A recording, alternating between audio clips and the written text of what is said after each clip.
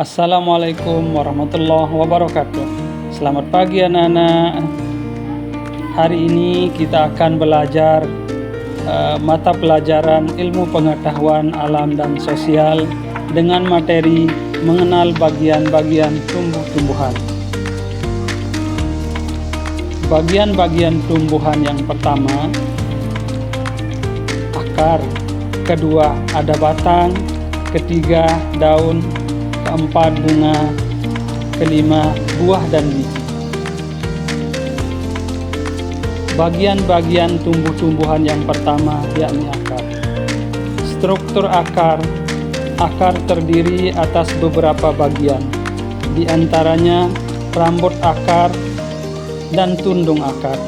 Rambut akar merupakan jalan masuk air dan zat hara dari tanah ke tumbuhan.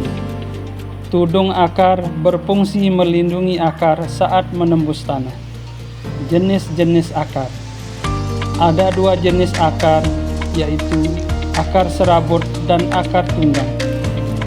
Akar serabut berbentuk serabut, sedangkan akar tunggang memiliki akar pokok. Ada tumbuhan yang juga memiliki akar-akar khusus. Akar-akar yang memiliki sifat dan tugas khusus yaitu akar gantung, akar pelekat, akar tunjang, dan akar napas. Fungsi akar yang pertama yakni menyerap air dan zat hara. Tumbuhan membutuhkan air dan zat hara untuk kelangsungan hidupnya. Air dan zat hara diambil dari dalam tanah. Yang kedua, fungsi akar yakni memperkokoh tumbuhan agar tertancap dalam tanah, membuat tumbuhan dapat berpijak kuat di tanah sehingga dapat bertahan dari terjangan air dan angin. Yang ketiga, fungsi akar menjadi alat pernapasan. Akar berfungsi sebagai alat pernapasan tumbuhan. Pada permukaan akar terdapat pori-pori. Melalui pori-pori tersebut udara di dalam tanah terserap ke dalam tumbuhan. Yang kedua yakni batang.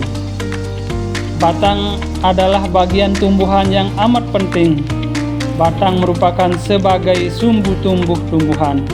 Batang tumbuhan dapat digolongkan menjadi tiga jenis, yaitu tumbuhan batang basah, tumbuhan batang berkayu, dan tumbuhan batang rumput. Fungsi batang. Adapun fungsi batang sebagai berikut. Yang pertama yakni pengangkut atau alat transportasi. Batang mengangkut zat hara dan air dari akar ke daun. Batang juga mengangkut makanan dari daun ke bagian tumbuhan yang lainnya.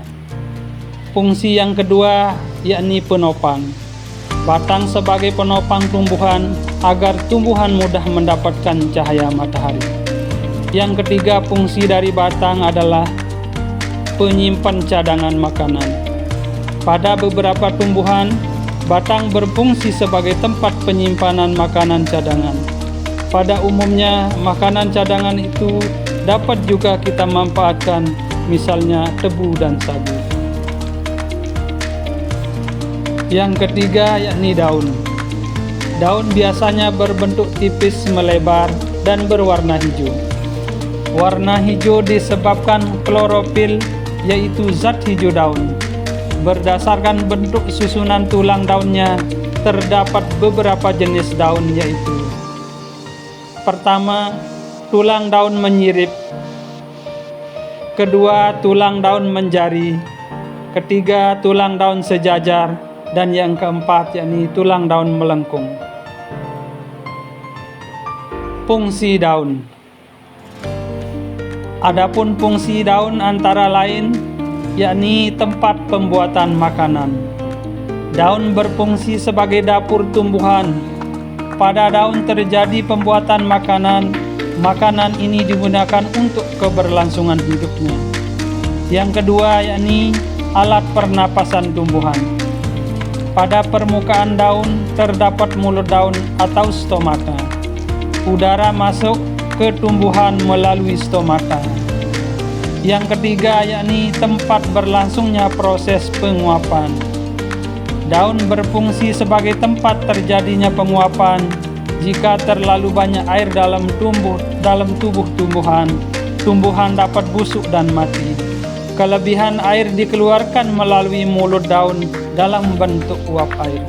Yang selanjutnya, yakni yang keempat, adalah bunga. Struktur bunga. Bunga tersusun atas beberapa bagian. Ada bunga lengkap memiliki 5 bagian, yaitu tangkai, dasar bunga, kelopak, mahkota, benang sari, dan putik. Fungsi bunga. Fungsi bunga antara lain perkembangbiakan tumbuhan.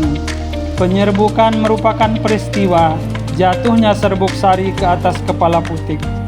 Penyerbukan adalah awal terjadi perkembangbiakan tumbuhan. Yang selanjutnya yakni hiasan tumbuhan. Mahkota bunga biasanya memiliki bentuk dan warna yang indah. Penggolongan tumbuhan berdasarkan bunga.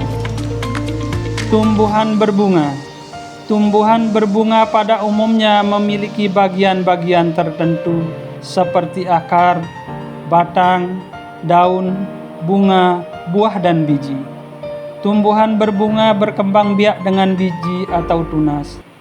Tumbuhan berbunga antara lain mawar, melati, anggrek, dan pohon buah-buahan. Tumbuhan tidak berbunga. Tumbuhan tidak berbunga tidak memiliki bunga, buah, dan biji. Contoh tumbuhan tidak berbunga antara lain suplir, paku ekor, kuda, dan tanduk rusa. Tumbuhan tidak berbunga berkembang biak dengan spora yang terletak di balik daunnya. Yang kelima yakni buah dan biji. Struktur buah. Buah terdiri dari tangkai, kulit, daging, dan biji. Biji biasanya terdapat di tengah-tengah buah. Adapun fungsi buah dan biji antara lain, pertama yakni buah melindungi bakal tumbuhan baru. Di dalam buah terdapat biji. Biji yang telah tua merupakan bakal tumbuhan baru. Selama biji tumbuh menjadi matang, daging dan kulit buah melindungi dari pengaruh buruk lingkungan. Biji yang tertanam di lingkungan yang cocok akan tumbuh menjadi tumbuhan baru. Penggolongan tumbuhan berdasarkan biji. Tumbuhan biji berkeping 2 (dikotil). Tumbuhan dikotil adalah tumbuhan yang memiliki 2 buah keping biji. Kedua keping biji tersebut tampak jelas pada saat biji berkecambah. Tumbuhan dikotil antara lain kacang-kacangan, rambutan, mangga, nangka, dan jambu. Tumbuhan biji berkeping 1 monokotil. Tumbuhan monokotil adalah tumbuhan yang memiliki 1 keping biji. Contoh tumbuhan monokotil yaitu padi, jagung, gandum, tebu, kelapa, pisang, salak, anggrek, bawang, dan lain-lain. Sekian dan terima kasih. Wassalamualaikum warahmatullahi wabarakatuh.